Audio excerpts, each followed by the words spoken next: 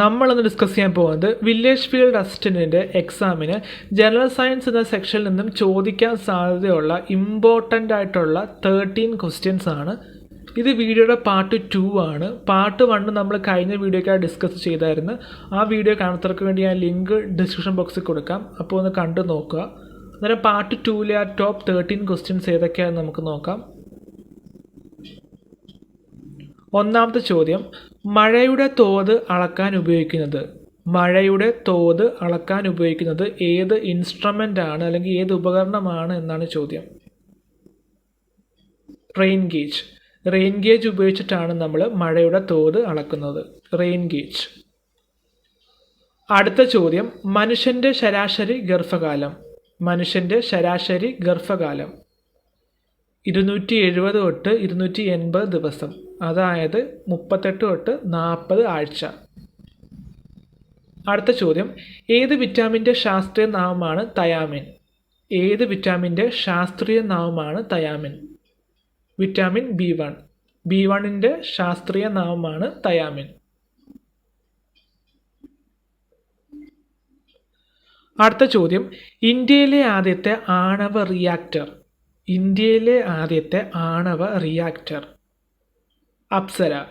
അപ്സര ആണ് ഇന്ത്യയിലെ ആദ്യത്തെ ആണവ റിയാക്ടർ. അടുത്ത ചോദ്യം, അന്തരീക്ഷ മർദ്ദം അളക്കാൻ ഉപയോഗിക്കുന്നത് ഏത് ഇൻസ്ട്രുമെൻ്റ് ആണ്? ബാരോമീറ്റർ ഉപയോഗിച്ചിട്ടാണ് നമ്മൾ അന്തരീക്ഷ മർദ്ദം അളക്കുന്നത്.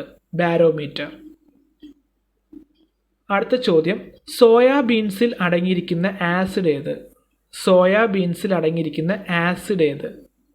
ഫൈറ്റിക് ആസിഡ് ആണ് സോയാബീൻസിൽ അടങ്ങിയിരിക്കുന്നത്. അടുത്ത ചോദ്യം, ശ്വാസനാളത്തിലേക്ക് ഭക്ഷണം പ്രവേശിക്കുന്നത് തടയുന്ന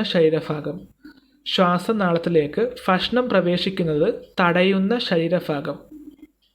എപ്പിഗ്ലോട്ടിസ്.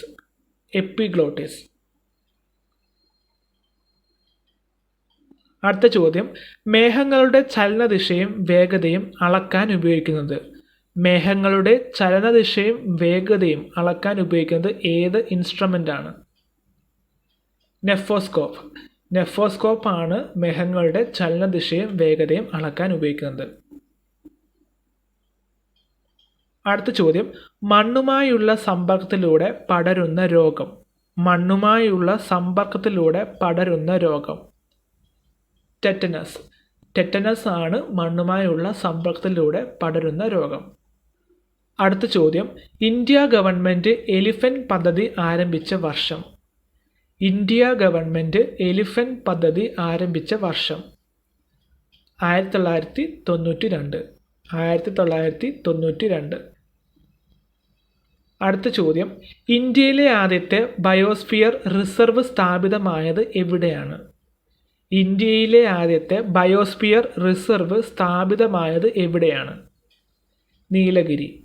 നീലഗിരിയിലാണ് ഇന്ത്യയിലെ ആദ്യത്തെ ബയോസ്ഫിയർ റിസർവ് സ്ഥാപിതമായത്. അടുത്ത ചോദ്യം, സൾഫ്യൂരിക് ആസിഡിലെ സൾഫറിൻ്റെ ഓക്സീകരണ നമ്പർ എത്ര ആണ് എന്നാണ് ചോദ്യം. 6. അടുത്ത ചോദ്യം, കൃത്രിമ മഴ പെയ്യിക്കാൻ താഴെ പറയുന്നതിൽ ഏതാണ് ഉപയോഗിക്കുന്നത്? സിൽവർ അയഡൈഡ് ഉപയോഗിച്ചിട്ടാണ് നമ്മൾ കൃത്രിമ മഴ പെയ്യിക്കുന്നത്. അടുത്ത ചോദ്യം, അന്തരീക്ഷത്തിലെ ജലാംശം അളക്കുന്നത്. ഹൈഗ്രോമീറ്റർ ഉപയോഗിച്ചിട്ടാണ് നമ്മൾ അന്തരീക്ഷത്തിലെ ജലാംശം അളക്കുന്നത്. ഹൈഗ്രോമീറ്റർ. അടുത്ത ചോദ്യം, പ്രോജക്റ്റ് ടൈഗർ ഇന്ത്യയിൽ അവതരിപ്പിച്ചത് ഏത് വർഷമാണ്? 1973.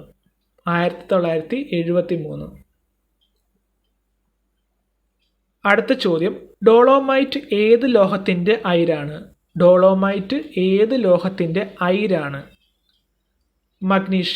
മഗ്നീഷ്യത്തിൻ്റെ അയിരാണ് ഡോളോമൈറ്റ്. അടുത്ത ചോദ്യം, താഴെ പറയുന്നവയിൽ ഏത് ധാതുവിൽ ഓക്സിജൻ അടങ്ങിയിട്ടില്ല? താഴെ പറയുന്നവയിൽ ഏത് ധാതുവിൽ ഓക്സിജൻ അടങ്ങിയിട്ടില്ല? ക്രയോലൈറ്റ്. ക്രയോലൈറ്റിനകത്താണ് ഓക്സിജൻ ഇല്ലാത്തത്. ക്രയോലൈറ്റ്. അടുത്ത ചോദ്യം, വാട്ടർ ഗ്ലാസ് എന്നറിയപ്പെടുന്നത് ഏത് പദാർത്ഥമാണ്? വാട്ടർ ഗ്ലാസ് എന്നറിയപ്പെടുന്നത് ഏത് പദാർത്ഥമാണ്? Sodium silicate. Sodium silicate. അടുത്ത ചോദ്യം, താഴെ പറയുന്ന ലോഹങ്ങളിൽ ക്യുക്ക് സിൽവർ എന്നറിയപ്പെടുന്നത്? താഴെ പറയുന്ന ലോഹങ്ങളിൽ ക്യുക്ക് സിൽവർ എന്നറിയപ്പെടുന്നത് ഏതാണ് എന്നാണ് ചോദ്യം. മെർക്കുറി. മെർക്കുറിയാണ് നമ്മൾ ക്യുക്ക് സിൽവർ എന്ന് വിളിക്കുന്നത്. അടുത്ത ചോദ്യം, ഉയർന്ന താപം അളക്കാൻ ഉപയോഗിക്കുന്നത്? ഉയർന്ന താപം, അതായത് ഹൈ ടെമ്പറേച്ചർ മെഷർ ചെയ്യാൻ വേണ്ടി ഉപയോഗിക്കുന്ന ഇൻസ്ട്രുമെൻ്റ് ഏതാണ് എന്നാണ് ചോദ്യം. പൈറോമീറ്റർ. പൈറോമീറ്റർ ആണ് നമ്മൾ ഹൈ ടെമ്പറേച്ചർ മെഷർ ചെയ്യാൻ വേണ്ടി ഉപയോഗിക്കുന്ന ഇൻസ്ട്രുമെൻ്റ്. പൈറോമീറ്റർ. അടുത്ത ചോദ്യം, യെല്ലോ കേക്ക് എന്നറിയപ്പെടുന്നത്? യെല്ലോ കേക്ക് എന്നറിയപ്പെടുന്നത്? Uranium oxide. യുറേനിയം ഓക്സൈഡിനെയാണ് നമ്മൾ യെല്ലോ കേക്ക് എന്ന് അറിയപ്പെടുന്നത്. Uranium oxide. അടുത്ത ചോദ്യം, ബെസ്മർ പ്രക്രിയ ഉപയോഗിച്ചിട്ട് എന്താണ് നിർമ്മിക്കുന്നത്? ബെസ്മർ പ്രക്രിയ ഉപയോഗിച്ച് എന്താണ് നിർമ്മിക്കുന്നത്? ഉരുക്ക്. സ്റ്റീൽ. സ്റ്റീലാണ് നമ്മൾ ബെസ്മർ പ്രോസസ്സ് ഉപയോഗിച്ചിട്ട് നിർമ്മിക്കുന്നത്. അടുത്ത ചോദ്യം, ലോഹങ്ങളുടെ രാജാവ്. ലോഹങ്ങളുടെ രാജാവ്, കിങ് ഓഫ് മെറ്റൽസ് എന്നറിയപ്പെടുന്നത് ഏതാണ് എന്നാണ് ചോദ്യം. സ്വർണം. സ്വർണത്തെയാണ് നമ്മൾ കിങ് ഓഫ് മെറ്റൽസ് എന്നറിയപ്പെടുന്നത്. അടുത്ത ചോദ്യം, സമുദ്രത്തിൻ്റെ ആഴം അളക്കാൻ സഹായിക്കുന്നത്? സമുദ്രത്തിൻ്റെ ആഴം അളക്കാൻ സഹായിക്കുന്നത് ഏത് ഇൻസ്ട്രുമെൻ്റ് ആണ് എന്നാണ് ചോദ്യം. ഫാത്തോമീറ്റർ. ഫാത്തോമീറ്റർ ഉപയോഗിച്ചിട്ടാണ് നമ്മൾ സമുദ്രത്തിൻ്റെ ആഴം അളക്കുന്നത്. ഫാത്തോമീറ്റർ. അടുത്ത ചോദ്യം, ഇന്ത്യൻ ഇക്കോളജിയുടെ പിതാവ്. ഇന്ത്യൻ ഇക്കോളജിയുടെ പിതാവ്. ആർ മിശ്ര. ആർ മിശ്രയാണ് ഇന്ത്യൻ ഇക്കോളജിയുടെ പിതാവ്. അടുത്ത ചോദ്യം, ലോക ഓസോൺ ദിനം, വേൾഡ് ഓസോൺ ഡേ എന്നാണ് ചോദ്യം. സെപ്റ്റംബർ 16. സെപ്റ്റംബർ 16 ലോക ഓസോൺ ദിനം. അടുത്ത ചോദ്യം, ദേശീയ ഹരിത ട്രൈബ്യൂണൽ നിലവിൽ വന്നത്? ദേശീയ ഹരിത ട്രൈബ്യൂണൽ നിലവിൽ വന്നത് ഏത് വർഷമാണ്? 2010. അടുത്ത ചോദ്യം, താഴെ പറയുന്നവയിൽ എന്തിൻ്റെ സ്രവത്തിൽ നിന്നാണ് ലാക്ക് ലഭിക്കുന്നത്? താഴെ പറയുന്നവയിൽ എന്തിൻ്റെ സ്രവത്തിൽ നിന്നാണ് ലാക്ക് ലഭിക്കുന്നത്? പ്രാണികളുടെ, ഇൻസെക്റ്റുകളുടെ സ്രവത്തിൽ നിന്നാണ് നമുക്ക് ലാക്ക് ലഭിക്കുന്നത്. അടുത്ത ചോദ്യം, ഹൈഡ്രോക്ലോറിക് ആസിഡിൻ്റെ മറ്റൊരു പേര്? ഹൈഡ്രോക്ലോറിക് ആസിഡിൻ്റെ മറ്റൊരു പേര്? മുരിയാറ്റിക് ആസിഡ്. മുരിയാറ്റിക് ആസിഡ്. അടുത്ത ചോദ്യം, ആദ്യത്തെ ലോക പരിസ്ഥിതി ദിനം ആചരിച്ചത് ഏത് വർഷമാണ്? ആദ്യത്തെ ലോക പരിസ്ഥിതി ദിനം ആചരിച്ചത് ഏത് വർഷമാണ്? 1974.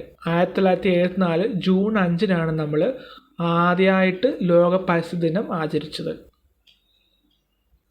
അപ്പോൾ ഇത്രയാണ് ടോപ്പ് 13 ക്വസ്റ്റ്യൻസിൻ്റെ പാർട്ട് 2. അന്നേരം നിങ്ങൾ പാർട്ട് 1 കണ്ടിട്ടില്ല എന്നുണ്ടെങ്കിൽ ഞാൻ അതിൻ്റെ ലിങ്ക് ഡിസ്ക്രിപ്ഷൻ ബോക്സിൽ കൊടുക്കാം. അപ്പോൾ ഒന്ന് കണ്ടു നോക്കുക. അപ്പോൾ നിങ്ങൾക്ക് വീഡിയോ ഇഷ്ടമായെങ്കിൽ നിങ്ങൾ ലൈക്ക് ചെയ്യുക. ഒപ്പം ചാനൽ സബ്സ്ക്രൈബ് ചെയ്തിട്ടില്ല എന്നുണ്ടെങ്കിൽ ചാനൽ സബ്സ്ക്രൈബ് ചെയ്യുക.